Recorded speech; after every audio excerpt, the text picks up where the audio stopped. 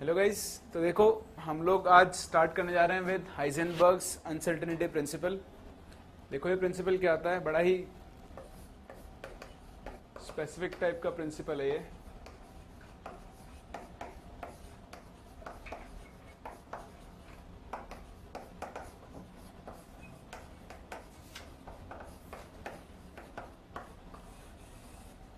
देखो पहले इसका स्टेटमेंट लिखते हैं, फिर बात करेंगे आखिर ये क्या कहता है। लिखो, according to this principle, the position and the momentum, according to this principle, the position and the momentum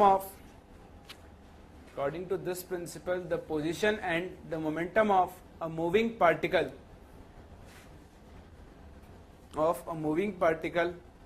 cannot be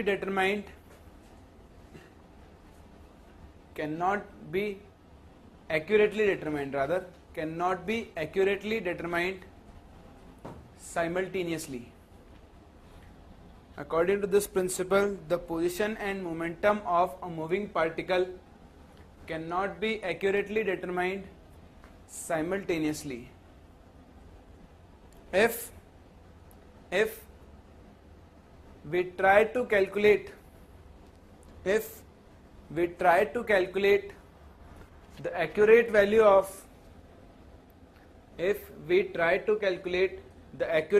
of one quantity, then error will occur. If we try to calculate the accurate value of one quantity, the error will occur in the other. Or vice versa. देखो ये principal क्या कहता है कि जब भी आपके पास एक पार्टिकल मूव कर रहा है तो इस मूविंग पार्टिकल की पोजीशन दैट इज x और इसका मोमेंटम दैट इज p, आप इन दोनों को एक साथ एक ही टाइम पे डिफाइन नहीं कर सकते हो। जैसे आपके पास फैन होता है, फैन घूम रहा होता है, तो फैन की जो ब्लेड्स घूम रही हैं, या तो आप एक टाइम पे उसकी पोजीशन बता पाओगे या फिर एक टाइम पे आप उसकी स्पीड बता पाओगे।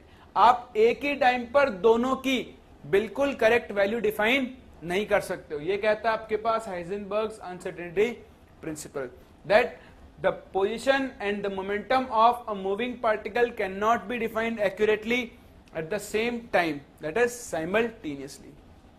अगर हम इनमें से किसी भी एक की, suppose if we try to calculate the accurate value of position, then error will occur in momentum. If we try to calculate the accurate value of momentum, the error will occur in position. And according to Heisenberg, the multiplication of errors in the momentum and position is always greater than and equal to h upon 4 pi. So Heisenberg principle क्या कहता है simply कि error in the calculation of position multiplied by error in the calculation of momentum will always be greater than and equal to h upon 4 pi. So again हम इसको थोड़ा modify कर सकते हैं, p will be equal to mv। अगर किसी particle का momentum change हो रहा है तो उसका मास तो चेंज नहीं हो रहा होगा, क्योंकि मास क्या रहता है, constant. So it would be m delta v. You can place this value in this equation. The equation will delta x into delta v will be greater than and equal to h upon 4 pi. यहां पे जो terms है उनका notation क्या है आपके पास, delta x is error in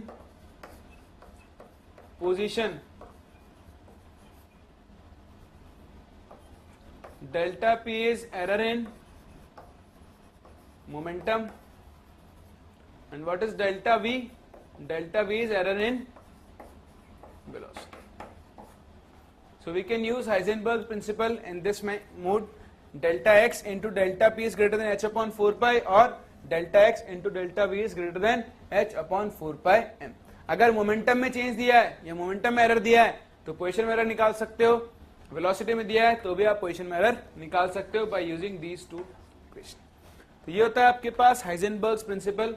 again यहाँ पे हम इसको ऐसे भी लिखते हैं कभी कभी, delta x into delta we should be greater than h cross upon 2 pi, h cross upon 2l. ये जो h cross होता है this h cross is equals to h upon 2 ठीक है। UABC का एक नोटेशन होता है, तो आपसे इस तरह से भी या आप इसको लिख सकते हो delta x into delta P should be h cross bye 2। यहाँ पे h क्रॉस का मतलब क्या होता है, h अपॉन 2 पाई। तो ये इसके नोटेशंस होते हैं, तो आपको ये h क्रॉस का मतलब भी पता होना चाहिए। बेसिकली हम इसे इस फॉर्म में यूज करेंगे, चिंता मत करो, तो कभी कभी आपको लिखा हुआ मिल सकता है। तो देखो इस पे कैसे क्वेश्चंस बनेंगे। वैसे तो इसके ऊपर डायरेक्टली पुट वैल्यू क्वेश्चंस बनते हैं, आपको कुछ डेटा दिया होता है, वहां से आपको वैल्यूज आइडेंटिफाई करनी होती है और उन्हें प्लेस करना होता है। तो देखो हम इस पे एक दो क्वेश्चंस करते हैं, फिर हमें पता लगेगा कि आखिर क्वेश्चंस बनते कैसे हैं। पहला क्वेश्चन लिखो question is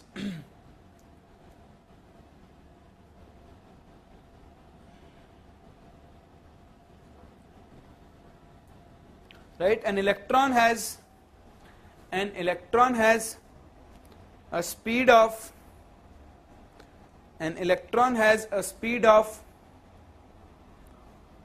4 into 10 to the power 6 meters per second, 4 into 10 to the power 5 meters per second. An electron has a speed of 4 into 10 to the power 5 meters per second. If its velocity is accurate up to, if its velocity is accurate up to 10%, is accurate up to 10%, then calculate uncertainty. इसे आप error को ही uncertainty भी बोलते हो, जैसे uncertainty और error in position दोनों का मतलब सेम है। Then calculate the uncertainty in position of the electron. Then calculate the uncertainty in position of the electron. देखो पहले तो आपको लैंग्वेज समझ में आनी चाहिए। वो क्या कह रहा है, एक इलेक्ट्रॉन है which is moving with the speed of 10 to the power 5 meters per second and the speed is accurate up to 10%. बताओ ये 10% है, वो एरर है या इसकी सही वैल्यू है? सबसे बड़ा कंफ्यूजन तो यही होता है कि एक्यूरेट अप टू 10% मतलब ये इसकी एरर है या इसकी एग्जैक्ट वैल्यू इसका 10% है। बोलो, देखो हमेशा याद रखना, ये जो आपको लैंग्वेज लिखी होती है एक्यूरेट अप टू, मतलब ये स्पीड 10% ऊपर नीचे हो सकती है, 10% ज्यादा भी हो सकती है और 10% कम भी। तो जो 10% है ये क्या है आपके पास, error. So error in velocity is equals to 10%, मतलब डेल्टा v की वैल्यू कितनी होगी, 10% of its velocity, that is 10/100 into 4 into 10 to the power 5। तो डेल्टा v कितना होगा, 4 into 10 to the power 4 meters पर सेकेंड। जहां कहीं भी एक्यूरेट अप टू लिखा हुआ मिला है, कभी कभी क्वेश्चन में क्या मिलता है आपको, मिलता है लिखा हुआ कि एक्यूरेट अप टू 99%। तो आप सोचते हो अरे यार 99% तक एक्यूरेट है, एरर तो हो ही नहीं सकती, ये तो इसकी एग्जैक्ट वैल्यू होगी, तो इसमें एरर कितनी होगी, 1%। तो अपना दिमाग मत लगाना, जो दिया है जो सीखा है उसको डायरेक्टली अप्लाई करना है। एरर 99% भी हो सकती है, अगर आपने गलत कैलकुलेट किया है तो एरर 99% आ सकती है। ये नहीं कि 99% दे दिया, अरे यार 99% तो पॉसिबल ही नहीं है, मैं तो एरर 1% लूंगा। ठीक है, आपको तो अपना एरर कितना लेना है, अगर एक्यूरेट अप टू 99% लिखा है इसका मतलब उसमें एरर भी कितनी दी हुई है, 99%। तो ये डेल्टा वी की वैल्यू हो गई। मुझे क्या निकालना है, डेल्टा एक्स, बस कुछ नहीं बचा क्वेश्चन में। Delta x into delta v should be greater than equal to h upon 4πm। हम लेते हैं लिमिटिंग कंडीशन में, मतलब एटलीस्ट इतनी एरर तो आएगी ही। तो डेल्टा एक्स कितना हो जाएगा, h upon 4π delta v into m. h की value 6.62 into 10 to the power -34 upon 4π delta v कितना हो गया, 4 इंटू 10 to the power 4 और mass of electron 9.1 into 10 to the power -31। इस वैल्यू को सॉल्व कर लो, आपका आंसर आ जाएगा कि इसकी पोजीशन में एरर कितनी होगी। तो इस तरह से आप पहले टाइप के क्वेश्चंस करते हो जहां पे आपको सिंपली वैल्यूज को आइडेंटिफाई करके वैल्यूज पुट करनी होती हैं। बस आपको यहाँ पे लैंग्वेज अडॉप्ट करना आना चाहिए। कभी कभी आपको इस फॉर्म में ना लिखकर इस फॉर्म में लिखा होता है, मान लो किसी की वेलोसिटी दी हुई है 5 प्लस माइनस 0.002 मीटर्स पर सेकेंड। तो ये प्लस माइनस का मतलब क्या है, ये आपको इसकी एरर दी हुई है, मतलब इस वेलोसिटी में एरर कितनी है 0.002। तो देखो सेकेंड फॉर्म आपके पास ऐसा भी लिखा हुआ मिलता है कभी कभी आपको कि 5 प्लस माइनस 2%। ये 5 प्लस माइनस 2% का मतलब क्या है, यहाँ पे जो एरर है, मान लो ये वेलोसिटी है, तो यहाँ पर जो भी एरर है वो कितनी होगी, delta v will be equal to 2% of this 5, that is 2/100 into 5, that is 0.1। तो ये अलग अलग फॉर्म्स होते हैं जहां से आप एरर्स कैलकुलेट कर सकते हो। आपको सिंपली एरर कैलकुलेट करना है और उनकी वैल्यूज डायरेक्टली प्लेस करनी है। समझ में आता है? तो ये होते हैं एक टाइप के क्वेश्चन जहां पे आपको डायरेक्टली वैल्यूज प्लेस करनी होती है। फिर यहाँ पे दूसरे टाइप के क्वेश्चंस भी बनते हैं, तो हम सेकंड टाइप का क्वेश्चन करते हैं। लिखो क्वेश्चन, बताओ question is the error in position and velocity, the error in the position and the velocity of a moving particle are equal. The error in position and velocity of a moving particle are equal. Then calculate the error in its momentum. Then calculate the error in its momentum. तो देखो आपके पास question में क्या दिया हुआ है कि particle की पोजीशन और उसकी वेलोसिटी दोनों में जो एरर है वो क्या है, same.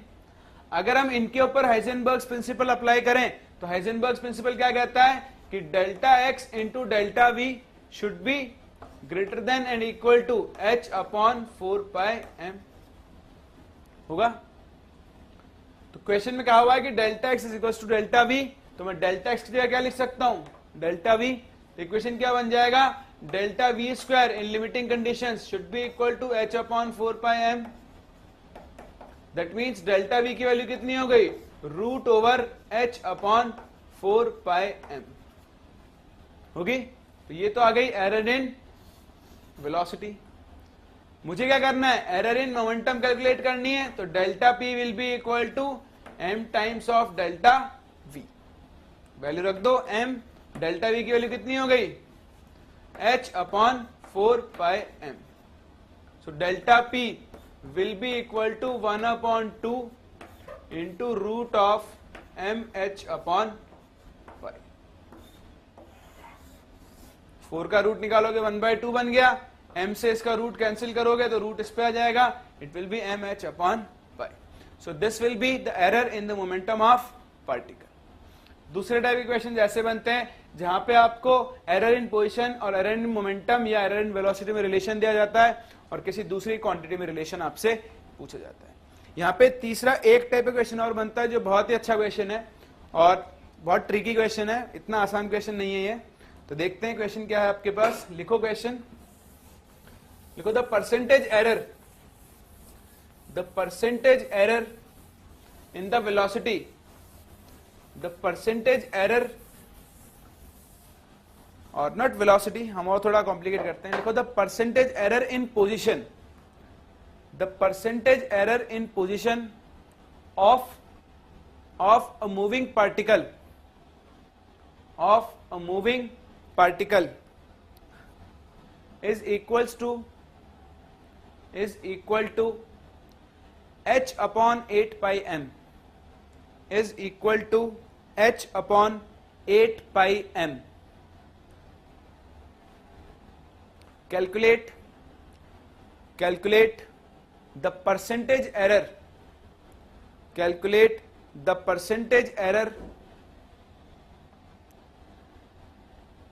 in its wavelength. Calculate the percentage error in its de Broglie wavelength. Calculate the percentage error in its de Broglie wavelength.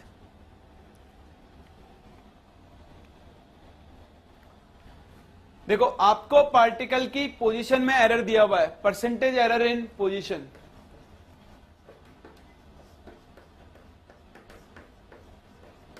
which is delta x upon x. But delta x upon x आप calculate नहीं कर पाओगे। चलो आप इसे percentage error in velocity ही लो, हमने जो position लिखा है उसको करेक्ट करके वेलोसिटी कर लो। आपको गिवन है परसेंटेज एरर इन वेलोसिटी,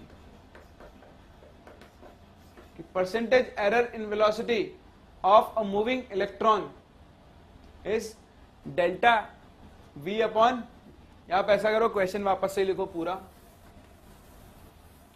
लिखो the percentage error in the velocity, the percentage error in the velocity of a moving electron, the percentage error in the velocity of a moving electron is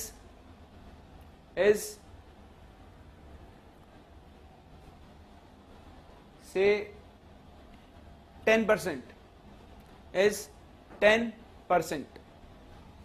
Then calculate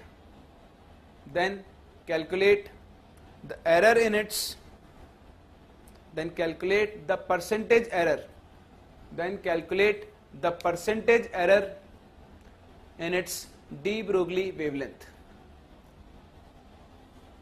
calculate the percentage error in its de Broglie wavelength। देखो आपको एक particle है which is moving with some velocity v और उसकी velocity में percentage error दिया हुआ है। So percentage error in velocity will be equal to delta v upon v। इसकी वैल्यू कितनी दी हुई है आपको 10%, it will B delta v upon v into 100। इसकी वैल्यू कितनी दी हुई है 10, और आपसे पूछ रहा है what will be the percent error in the D Broglie wavelength.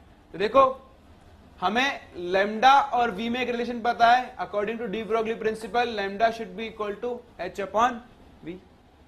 लिख सकता हूं मुझे इनके बीच में तो रिलेशन पता है लेकिन इनके एरर्स के बीच में रिलेशन पता नहीं है। जब भी आपसे ऐसा क्वेश्चन पूछा जाए कि दो क्वांटिटीज की एरर्स के बीच में रिलेशन पूछा है तो आप सिंपली इस इक्वेशन को क्या करो, डिफरेंशिएट करो, इसको डिफरेंशिएट करो विद रिस्पेक्ट टू v। तो इक्वेशन क्या बनेगा, d lambda upon dv, this should be equal to minus h upon mv square, क्योंकि यहां पे ये constant h constant m constant, 1 upon v का डिफरेंशिएशन कितना होगा माइनस 1 अपॉन v स्क्वायर। इस dv को इधर भेज दो तो d lambda will be equal to h upon mv square into dv। मैं इस mv स्क्वायर को v इंटू v लिख के dv अपॉन v लिख सकता हूं, ठीक है। नेगेटिव साइन के लिए आप मैग्नीट्यूड ले लो, हमें नेगेटिव साइन से मतलब नहीं है। नेगेटिव साइन सिर्फ इतना बता रहा है कि अगर लैम्डा चेंज होगा, अगर वेलोसिटी बढ़ेगी तो लैम्डा कम होगा, वेलोसिटी कम होगी तो लैम्डा बढ़ेगा। ये नेगेटिव साइन सिर्फ इतना सा बता रहा है। डी लैम्डा को मैं डेल्टा लैम्डा लिख सकता हूं, this delta lambda will be equal to h upon mv, क्या होता है lambda, according to de Broglie principle. This should be equal to delta v upon v होगा। इस लैम्डा को इधर ले जाओ, so delta lambda upon lambda should be equal to delta v upon v। बोलो होगा। मुझे क्या निकालनी है, परसेंटेज एरर इन वेवलेंथ। तो अगर मैं इसको 100 से मल्टीप्लाई कर दूं तो मेरे पास क्या आ जाएगी, percentage error in wavelength which will be equal to percentage error in velocity, that is again 10%। यानी किसी भी मूविंग पार्टिकल की पोजीशन में वेलोसिटी में परसेंटेज एरर और वेवलेंथ में परसेंटेज एरर क्या होती है, c। अगर आपके पास कोई भी एक पार्टिकल मूव कर रहा है तो उस मूविंग पार्टिकल की वेलोसिटी में जितनी परसेंटेज एरर होगी उतनी ही परसेंटेज एरर किसमें होगी, उसकी वेवलेंथ। ये समझ में आता है आपको। तो इस तरह के क्वेश्चन भी आपके ऊपर मिलते हैं कभी कभी डी ब्रोगली प्रिंसिपल के ऊपर, जहां पे आपको दो क्वांटिटीज की एरर्स को कोरिलेट करना पड़ता है, जैसे हमने यहां पे किया। क्लियर। इसी के ऊपर बेस्ड एक और क्वेश्चन लिखो। Question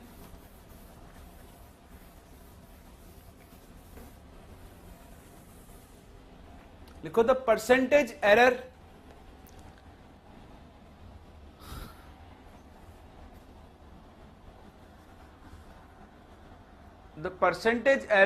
in the position of, या आप सिंपली लिखो error, the error in the position of an electron an electron revolving around the nucleus, an electron revolving around the nucleus in a Bohr orbit, in a Bohr orbit is equal to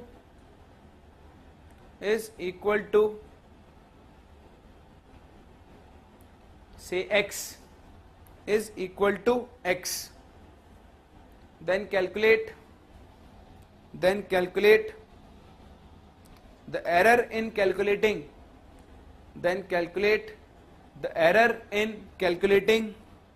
its de Broglie wavelength is then calculate the error in calculating its de Broglie wavelength. देखो question आपसे क्या कह रहा है, question आपसे कह रहा है कि एक बोर ऑर्बिट के अंदर इलेक्ट्रॉन घूम रहा है और इस घूमते हुए इलेक्ट्रॉन की पोजीशन में जो एरर है वो कितना है, x. आपको बताना है इसकी वेवलेंथ में एरर. ठीक है, तो हमने de Broglie wavelength de Broglie principle और बोर्स मॉडल को एसोसिएट किया हुआ है. 2 pi r is equals to n lambda.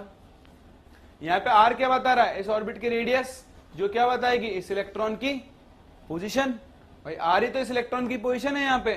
तो आपको लैम्डा और r इन दोनों की एरर्स में रिलेशन निकालना है. तो सिंपली क्या करो, इस इक्वेशन को डिफरेंशिएट कर दो. मैं लिख सकता हूं lambda is equals to 2 pi upon n into r. तो अगर मैं d lambda upon d r निकालूं तो d lambda upon d r कितना हो जाएगा, 2 पाई अपॉन n.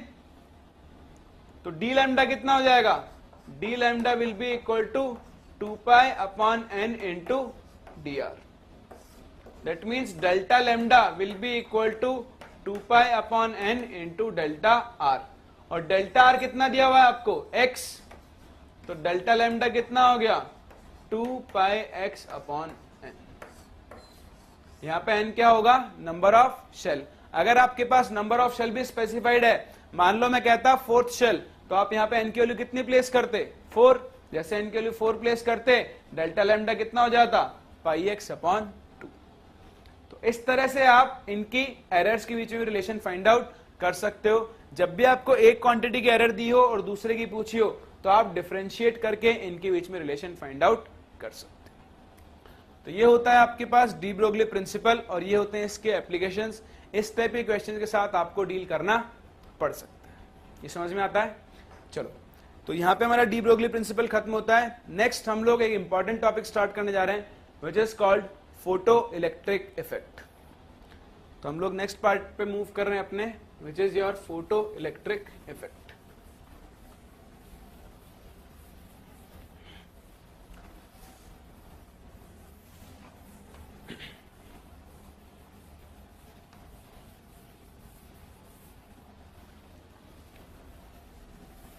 देखो फोटो इलेक्ट्रिक इफेक्ट क्या होता है, ये बहुत ही आसान होता है और इस पे क्वेश्चंस भी आते हैं, कई बार क्वेश्चंस पूछे गए हैं.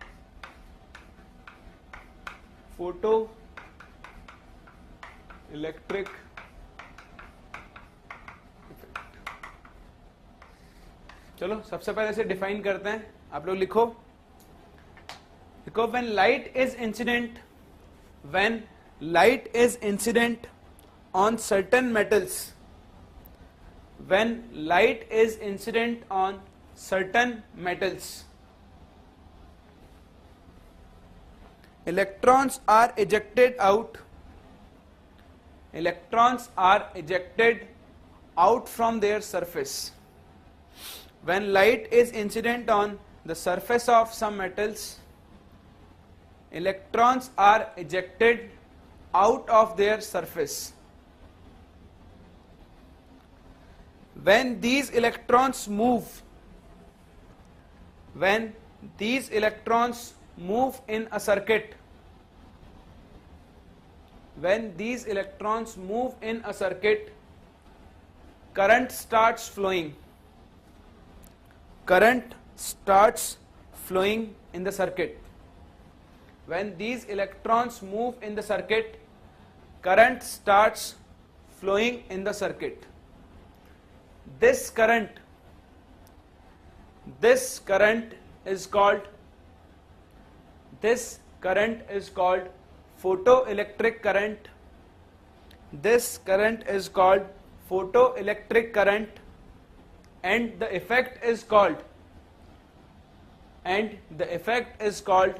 photoelectric effect. And the photoelectric effect is called photoelectric effect. And these type of metals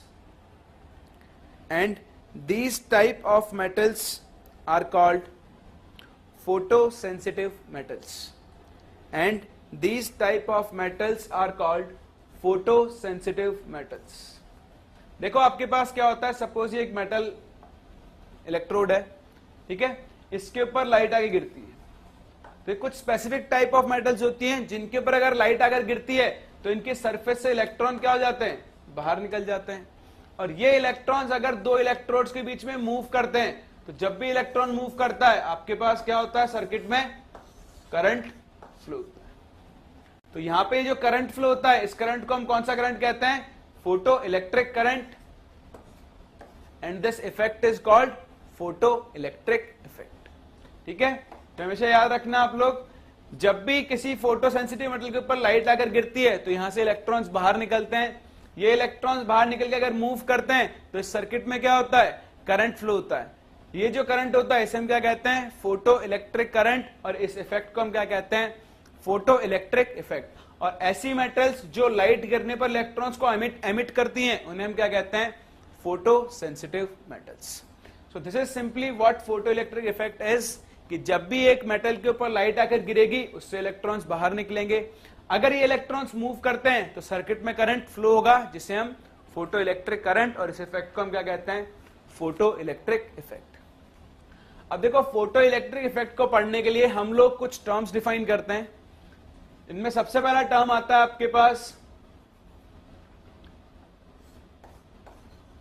work function. हम सबसे पहले डिफाइन करेंगे वर्क फंक्शन, जिसे हम डिनोट करते हैं फाई से.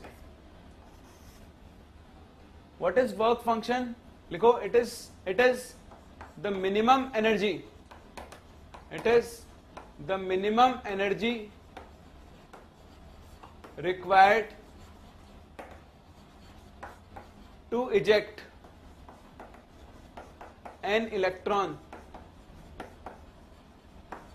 out of the surface of metal, out of the surface of metal. एक मेटल की सरफेस से इलेक्ट्रॉन को बाहर निकालने के लिए मिनिमम जो आपको एनर्जी चाहिए उसे हम क्या कहते हैं, उस मेटल का वर्क फंक्शन, जिसे हम किससे डिनोट करते हैं, फाई. अगर आपके पास इतनी एनर्जी है तो इलेक्ट्रॉन मेटल की सरफेस से बाहर निकलेगा. अगर इतनी एनर्जी प्रोवाइड नहीं करवाई है तो इलेक्ट्रॉन मेटल की सरफेस से बाहर नहीं निकल सकता है. So the minimum energy required to eject an electron out of the surface of metal is called its work function. This is one point. Second point, it is a characteristic of a metal.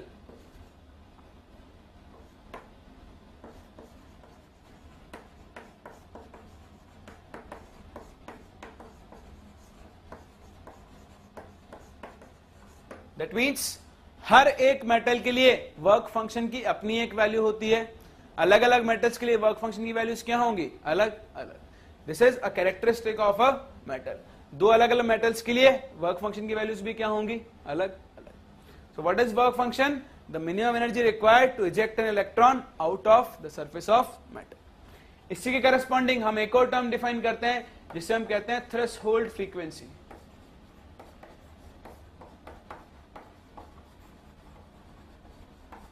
इसे हम new not से denote करेंगे. देखो ये क्या होती है, देखो जब भी फोटो इलेक्ट्रिक इफेक्ट हो रहा है तो मेटल के ऊपर लाइट आकर गिर रही है और ये लाइट इलेक्ट्रॉन को बाहर निकाल रही है. तो कोई तो मिनिमम वैल्यू होगी इस लाइट की फ्रीक्वेंसी की जिसके बाद इलेक्ट्रॉन्स बाहर निकलेंगे. ऐसा थोड़ी ना है कोई भी लाइट आके गिर गई और इलेक्ट्रॉन बाहर निकल जाएंगे. तो वो जो टाइप ऑफ लाइट है वो किससे डिफाइन करते हैं हम, थ्रेशोल्ड फ्रीक्वेंसी से. थ्रेशोल्ड फ्रीक्वेंसी क्या होती है, लिखो, the minimum frequency of incident light, the minimum frequency of incident light below which below which electrons cannot be ejected out, या electrons will not eject out. The minimum frequency of incident light below which no electron will eject out is called threshold frequency. Is called threshold frequency. यानी minimum इतनी frequency तो होनी चाहिए, अगर इससे कम frequency हुई तो आप सरफेस से इलेक्ट्रॉन को बाहर नहीं निकाल सकते. सो वो मिनिमम एनर्जी जिसके ऊपर आप इलेक्ट्रॉन सरफेस से बाहर निकलेगा, लेकिन जिसके इलेक्ट्रॉन नीचे इलेक्ट्रॉन सरफेस से बाहर नहीं निकल सकता, उसे हम क्या कहते हैं? Threshold frequency.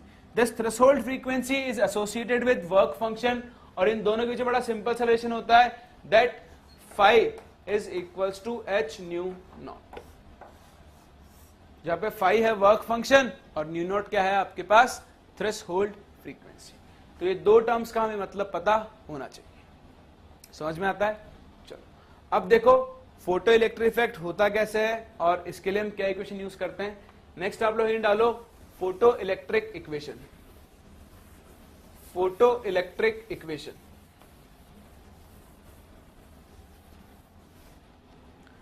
देखो फोटो इलेक्ट्रिक इक्वेशन आप बड़ी आसानी से जनरेट कर सकते हो. ये आपकी इंसिडेंट लाइट है,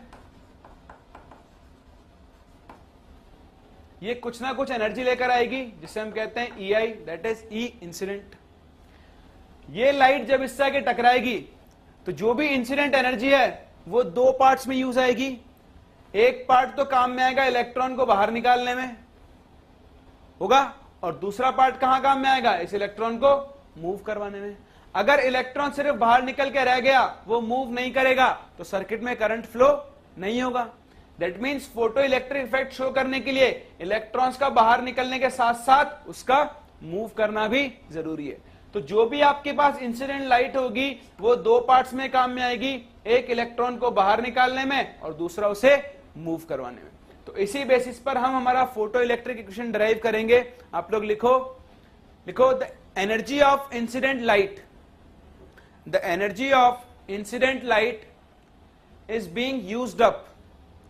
The energy of incident light is being used up in two parts. The energy of incident light is being used up in two parts. Look at first part. To eject the electron. To eject the electron out of the surface of metal. To eject the electron out of the surface of metal. Second, to provide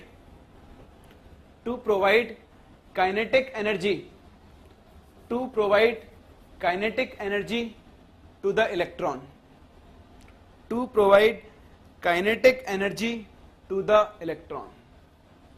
तो देखो जो भी incident energy है उस incident energy को आपने दो parts में यूज किया है. एक energy to eject the electron, दूसरा एनर्जी टू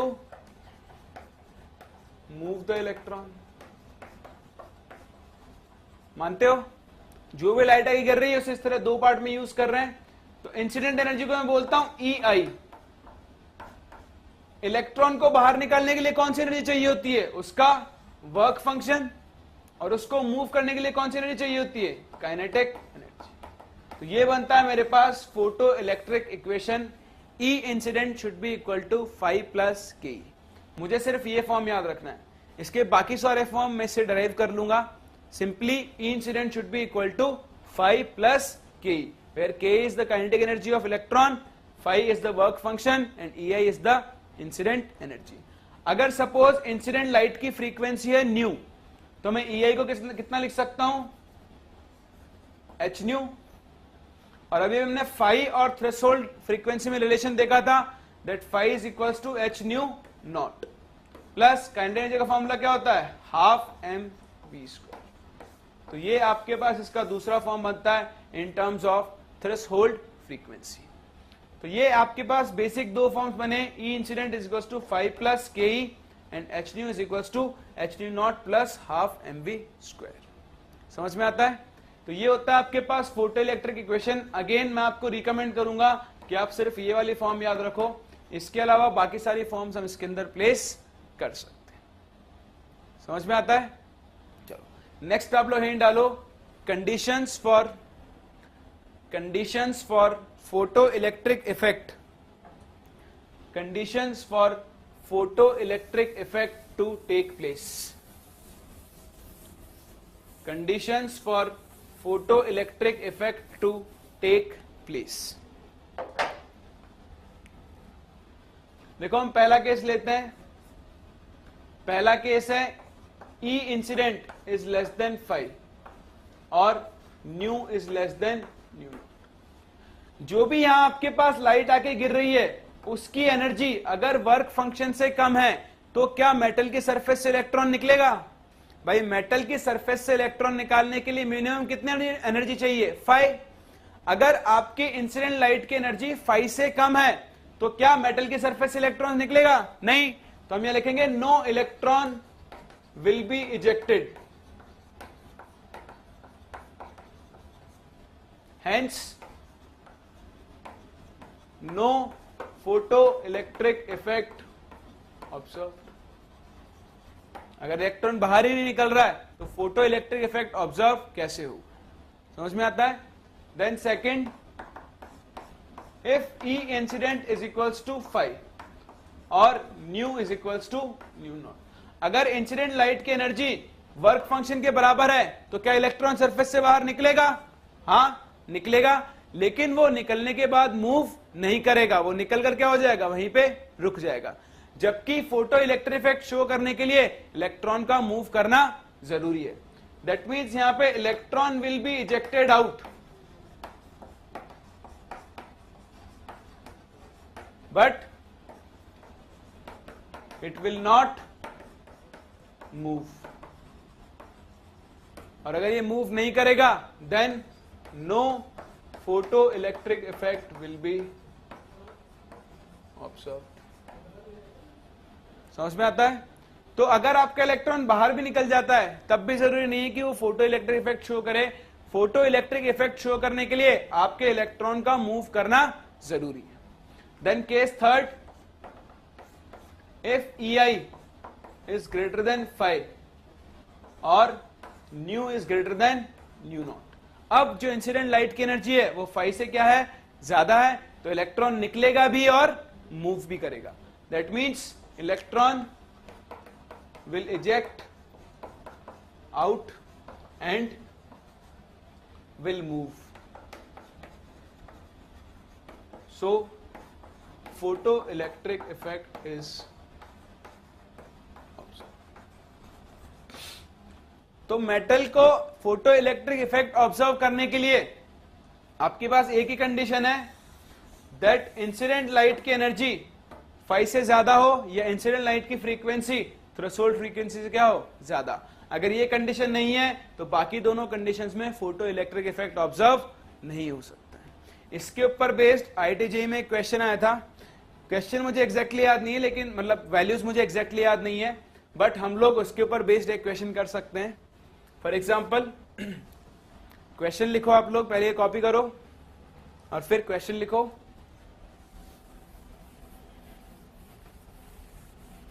तो देखो आपको याद रखना है, फोटो इलेक्ट्रिक इफेक्ट शो करने के लिए सिर्फ एक ही कंडीशन है कि इंसिडेंट लाइट की एनर्जी मेटल के वर्क फंक्शन से क्या होनी चाहिए, हमेशा ज्यादा। अगर इंसिडेंट लाइट की एनर्जी कम हुई तो आपका metal photo electric effect show नहीं करेगा। ठीक है, चलो क्वेश्चन लिखो। What number of metals will show photoelectric effect? What number of metals will show photoelectric effect if light of wavelength light of wavelength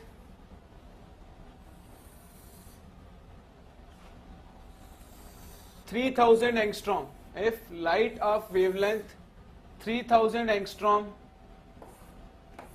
is incident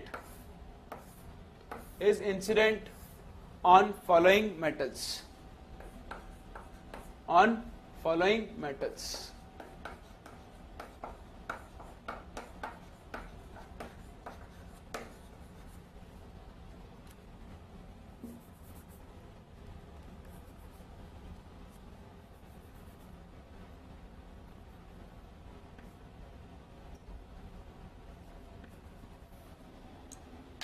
आपको इनके work functions दिए हुए इलेक्ट्रॉन वोल्ट्स में.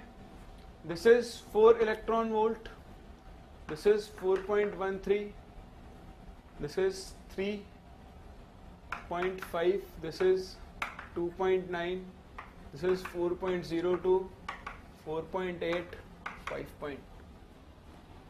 आपको बताना है इनमें से कितने number of metals will show photoelectric effect अगर इनके ऊपर जो लाइट गिर रही है उसकी वेवलेंथ कितनी है, 3000 एंगस्ट्रॉम.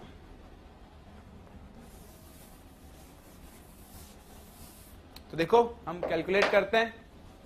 आपके पास इंसिडेंट एनर्जी कितनी है, EI will be equal to HC upon lambda. HC कितना होता है, 12400 electron volt into angstrom upon lambda. Lambda कितना होगा, इट्स 3000 एंगस्ट्रॉम. एंगस्ट्रॉम से एंगस्ट्रॉम कैंसिल, 20 से 20 गए, ये वैल्यू कितनी आएगी, 4.13 इलेक्ट्रॉन आएगी. ठीक है, चलो. तो इंसिडेंट लाइट की एनर्जी कितनी है, 4.13 electron volt. To show photoelectric effect EI should be greater than 5. तो जिन जिन मेटल्स के लिए इंसिडेंट लाइट की एनर्जी 4.13 से ज्यादा, 5 की वैल्यू 4.13 से कम होगी, वो metals photo electric effect show करेंगी, बाकी मेटल्स शो नहीं करेंगी. देखो इसके लिए 5 कितना है, 4. इंसिडेंट लाइट की एनर्जी कितनी है, 4.13. इंसिडेंट लाइट की एनर्जी ज्यादा है, यानी ये metal photo electric effect show करेगी. इंसिडेंट लाइट की एनर्जी और वर्क फंक्शन क्या है, सेम, ये फोटो इलेक्ट्रिक इफेक्ट शो नहीं करेगी. यहां पे भी वर्क फंक्शन क्या है, कम है, शो करेगी. ये भी शो करेगी, ये भी शो करेगी, लेकिन ये दोनों शो नहीं करेगी, क्योंकि यहां पे वर्क फंक्शन इंसिडेंट लाइट की एनर्जी से क्या है, ज्यादा है. तो फोटो इलेक्ट्रिक इफेक्ट शो करने के लिए सिर्फ एक ही कंडीशन है कि आपके पास जो भी इंसिडेंट लाइट है उसकी एनर्जी क्या होनी चाहिए, मेटल के वर्क फंक्शन से ज्यादा होनी चाहिए, अदरवाइज वो metal photo electric effect show नहीं करेगी. तो ये होते हैं एक टाइप इक्वेशन जो फोटो इलेक्ट्रिक इफेक्ट पे बनते हैं. दूसरे टाइप इक्वेशन जिनमें हम डील कर सकते हैं वो बेस्ड होते हैं फोटो इलेक्ट्रिक इक्वेशन पे. फॉर एग्जांपल इक्वेशन लिखो, the ratio of kinetic energies, the ratio of kinetic energies of electrons, the ratio of kinetic energies of electrons emitted in a photoelectric effect, the ratio of kinetic energies of photoelectrons emitted in a photoelectric effect by using frequencies nu1 and nu2, by using frequencies nu1 and nu2 is 1 by n,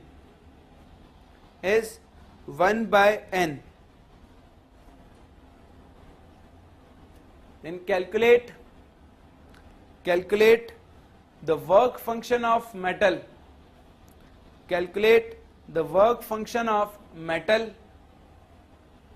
in terms of nu1, nu2 and n, and calculate the work function of metal in terms of nu1, nu2 and n. देखो आपसे कह रहा है कि जब आपने एक metal पर, मेटल सेम है, एक लाइट गिराई nu1 फ्रीक्वेंसी की और एक लाइट गिराई nu2 फ्रीक्वेंसी की, तो यहां जो इलेक्ट्रॉन निकला उसकी काइनेटिक एनर्जी से Ke1 और इसकी काइनेटिक एनर्जी से Ke2, इन दोनों का रेशियो कितना दिया हुआ है आपको, Ke1 upon Ke2 should be equal to 1/n।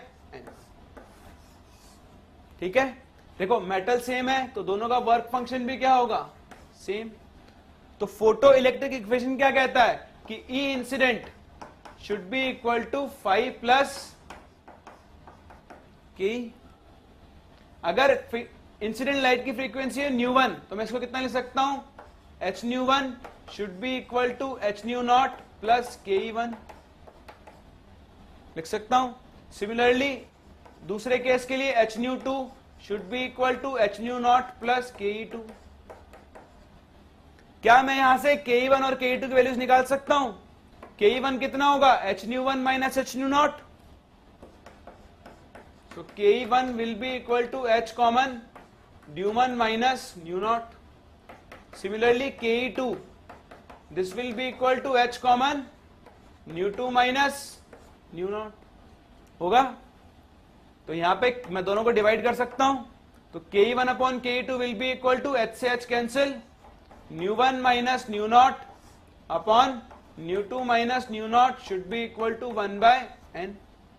तो क्रॉस मल्टीप्लाई कर लो, n into ν1 minus n into ν0 should be equal to ν2 minus ν0 होगा।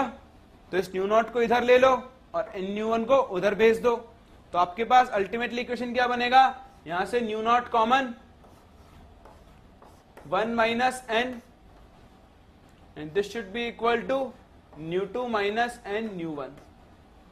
तो अगर हम फाइनली ν0 की वैल्यू लिखें तो ν0 कितना हो जाएगा आपका, ν2 minus n ν1 upon 1 minus. So this will be the value of ν0 in terms of ν1, ν2 and n।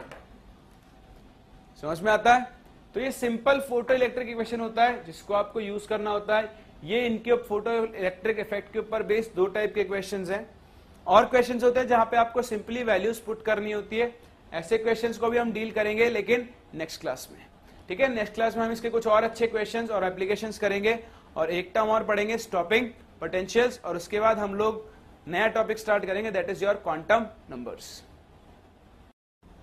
देखो लास्ट क्लास हम लोगों ने फोटो इलेक्ट्रिक इफेक्ट पढ़ा था। हमने फोटो इलेक्ट्रिक इक्वेशन यूज किया था which was E incident is equals to 5 plus K, और इसके हमने डिफरेंट एप्लीकेशंस देखे थे। आज हम इसका एक और एस्पेक्ट देखने जा रहे हैं। हम एक नया टर्म डिफाइन करेंगे which we call stopping potential.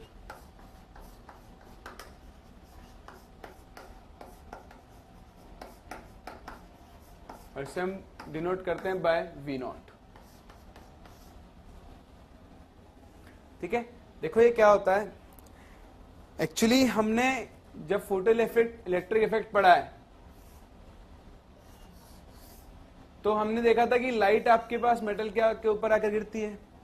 अगर आपके पास लाइट की इंटेंसिटी बढ़ेगी, अभी हम रिलेशंस और पढ़ेंगे इनके अंदर, तो यहां से नंबर ऑफ इलेक्ट्रॉन्स क्या होंगे, ज्यादा बढ़ इंक्रीज होंगे।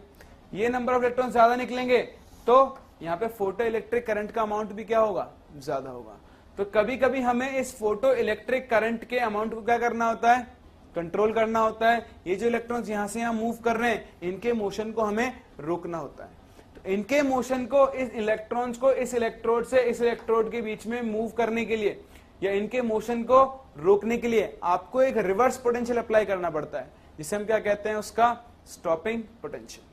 देखो बेसिकली स्टॉपिंग पोटेंशियल का ज्यादा यूज आता है फिजिक्स के अंदर, लेकिन हम यहां पर भी इस टर्म को पढ़ते हैं। ये जो आपका इलेक्ट्रॉन यहां से यहां मूव कर रहा है उसी की वजह से करंट फ्लो हो रहा है। तो इस करंट के अमाउंट को कंट्रोल करने के लिए हम एक रिवर्स पोटेंशियल अप्लाई करते हैं और इस रिवर्स पोटेंशियल को हम क्या कहते हैं, स्टॉपिंग पोटेंशियल। तो हम लोग स्टॉपिंग पोटेंशियल को डिफाइन कर सकते हैं, लिखो द मिनिमम पोटेंशियल और the potential applied to stop the potential applied to stop the motion of electron, the potential applied to stop the motion of electron between the electrodes in photoelectric effect, between the electrodes in photoelectric effect is called stopping potential, is called stopping potential. तो वो potential जो electrons का इन दो electrodes के बीच में motion रोक दे, motion cease कर दे, that potential is called basically your stopping potential. तो देखो, अगर आपका इलेक्ट्रॉन है और it was moving with some kinetic energy K, तो जैसे आपने रिवर्स पोटेंशियल अप्लाई किया, ये सारी काइनेटिक एनर्जी किसमें कन्वर्ट हो जाएगी? इसकी पोटेंशियल एनर्जी में. यानी हम एनर्जी कंजर्वेशन प्रिंसिपल लगा सकते हैं, जिसे आप फिजिक्स में पढ़ोगे कि that work done by the applied potential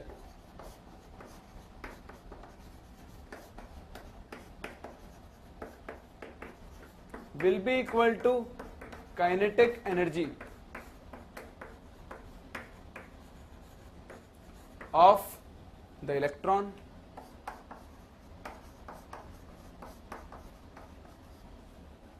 के यहां पे जो भी आप पोटेंशियल अप्लाई कर रहे हो, उस पोटेंशियल जो भी यहां पे वर्क कर रहा होगा, the work done by the applied potential will be equal to kinetic energy of the electron. So work done will be E into v not, because work done क्या होता है पोटेंशियल के through? Charge into potential. So charge of electron is E and applied potential is say V naught.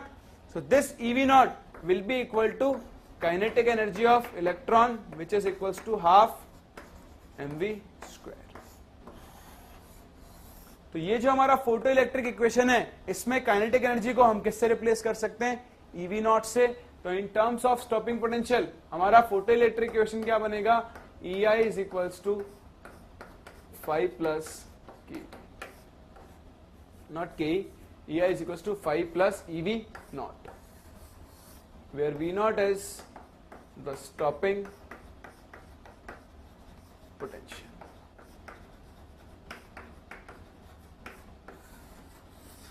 तो इस तरह से हम photo electric equation को यूज कर सकते हैं. देखो, इसके ऊपर बेस्ड हम एक दो क्वेश्चंस और करते हैं, ताकि हमें पूरा आइडिया लग सके कि हम फोटो इलेक्ट्रिक इक्वेशन को आखिर यूज किस तरह से करें. ठीक है, चलो पहला क्वेश्चन लिखते हैं. लिखो क्वेश्चन, देखो, calculate the kinetic energy of a photo electron emitted. Calculate the kinetic energy of a photo electron emitted by a sodium surface when light of wavelength 400 nm is incident on it,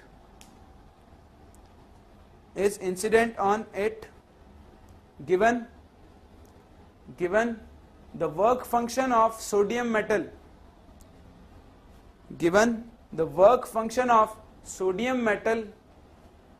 is 2.28 electron volt. Given the work function of sodium metal is 2.28 electron volt. Also calculate the longest wavelength. Also calculate the longest wavelength which can result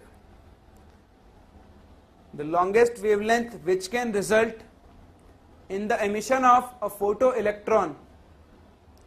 Also calculate the longest wavelength which can result in the emission of a photoelectron from the sodium metal.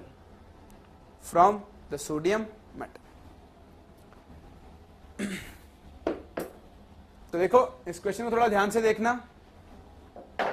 आपसे question क्या कह रहा है कि आपके पास एक sodium metal दी हुई है और सोडियम मेटल का वर्क फंक्शन कितना है? 2.28 इलेक्ट्रॉन वोल्ट. इस सोडियम मेटल पे एक लाइट इंसिडेंट हुई है जिसकी वेवलेंथ कितनी है? 400 nm, आई थिंक 400 nm. आपको इंसिडेंट लाइट की वेवलेंथ पता है. क्या आप इंसिडेंट लाइट की एनर्जी निकाल सकते हो? It will be hc upon lambda. hc की वैल्यू कितनी यूज करते हैं हम 1240 electron volt into nm upon lambda की वैल्यू क्या होगी 400 nm। nm से nm कैंसिल, 0 0 गया, this will be 3.1 electron volt. तो इंसिडेंट लाइट की फ्रीक्वेंसी कितनी आई 3.1 इलेक्ट्रॉन वोल्ट। मेटल का वर्क फंक्शन कितना है 2.28 electron volt. So according to photo electric equation E is equals to 5 plus K E. Incident कितना है 3.1 इलेक्ट्रॉन वोल्ट, 5 कितना है 2.2 इलेक्ट्रॉन वोल्ट। तो काइनेटिक एनर्जी कितनी हो जाएगी, kinetic energy will be equal to 3.1 minus 2.28 electron volt. This will be equal to 0.82 electron. तो ये होगी आपके पास उस फोटो इलेक्ट्रॉन की काइनेटिक एनर्जी जो इस लाइट से बाहर निकला होगा। समझ में आता है। ये तो इस प्रॉब्लम का फर्स्ट पार्ट। सेकेंड पार्ट वो आपसे पूछ रहा है what will be the maximum wavelength, what will be the maximum wavelength of light required to eject a photo electron from this sodium metal. देखो आपको सिर्फ इस मेटल से क्या करना है, इलेक्ट्रॉन बाहर निकालना है। तो इलेक्ट्रॉन से मेटल बाहर निकालने के लिए, सॉरी मेटल से इलेक्ट्रॉन बाहर निकालने के लिए जो इंसिडेंट एनर्जी है that should be equal to 5। मुझे क्या निकालनी है, वेवलेंथ। तो इंसिडेंट लाइट की एनर्जी क्या होगी in terms of wavelength, hc upon lambda, and this should be equal to 2.28 electron volt because 5 is 2.28 electron volt. तो लैम्डा कितना हो जाएगा, lambda will be equal to hc upon 2.28 electron volt. hc की value कितनी होती है 12400 electron volt into angstrom, और इसकी वैल्यू कितनी है 2.28 इलेक्ट्रॉन वोल्ट। इलेक्ट्रॉन वोल्ट से इलेक्ट्रॉन वोल्ट कैंसिल, इसको 228 अपॉन 100 लिख सकता हूं। 124 से कितने टाइम्स कैंसिल होगा, 2 टाइम्स, नहीं 2 टाइम्स नहीं होगा, सॉरी। तो आपको इसे कैलकुलेट ही करना पड़ेगा। चलो देखते हैं। This would be 12400 electron volt into angstrom, and this will B 2.28 electron volt. तो इसका 100 ऊपर पहुंचा दो, इंटू 100, 62, दिस विल बी 119। तो ये आपके पास हो जाएगा 6,20,000, सॉरी 6,20,000 अपॉन 119 इंटू एंगस्ट्रॉम। इसको हम सॉल्व कर सकते हैं, ठीक है। तो ये डिवाइड कर देख लेते हैं, 620 upon 119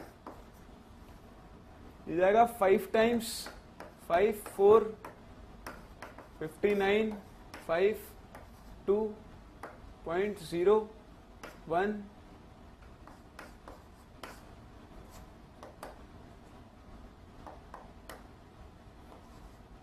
3 1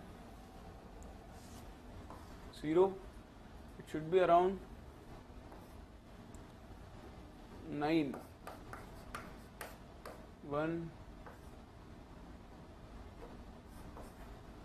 so it would be 5.19. So 5.19, that means the value will be 5190 angstrom approximately. So the longest wavelength which is required to eject an electron out of the surface of this sodium metal will be 5190 angstrom. ये clear है आपको? This is an approximate value, आप exact value calculate कर सकते, ठीक है। तो ये हुआ पहला एप्लीकेशन इसी फॉर्मूले का, that is E incident equals to 5 plus की। नाउ हम इसका दूसरा पार्ट देखते हैं जहां पे हम स्टॉपिंग पोटेंशियल को यूज करेंगे। एक और क्वेश्चन लिखो, लिखो ultraviolet light of wavelength 280 nm, ultraviolet light of wavelength 280 nm is incident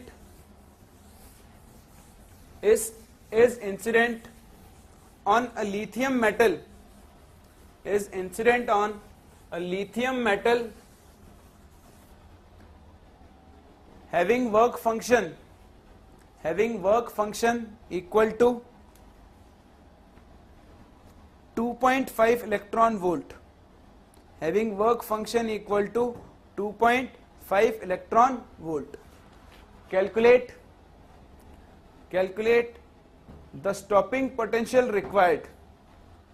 Calculate the stopping potential required to stop the motion of electron.